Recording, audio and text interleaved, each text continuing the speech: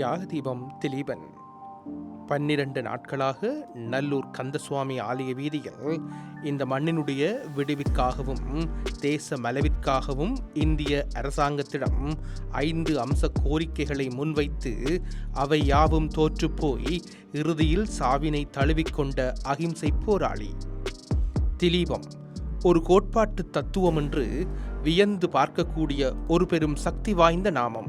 இன்று தியாக தீபம் திலீபனின் நினைவேந்தல் பல மக்களின் பிரசன்னத்தோடு நல்லூர் பின்வீதியில் உணர்வுபூர்வமாக இடம்பெற்றது.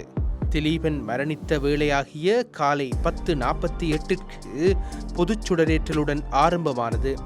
தொடர்ந்து மலர் தூவ வாருங்கள் என்னும் பாடல் இசைக்க பெருமளவான மக்கள் மலரஞ்சலி செலுத்திச் சென்றனர். கட்சிகளின் முக்கியஸ்தர்கள், பொது அமைப்புகளின் பிரமுகர்கள், பொதுமக்கள் என பல நூறு மக்கள் இந்த நிகழ்வில் கலந்து கொண்டனர். வழமை போல இம்முறையும் தியாக தீபம் திலீபனின் நினைவாக தியாக தீபம் திலீபன் நினைவாலயத்தை நோக்கிய தூக்குக்காவடி எடுத்து வருகின்ற நிகழ்வும் இடம்பெற்றது.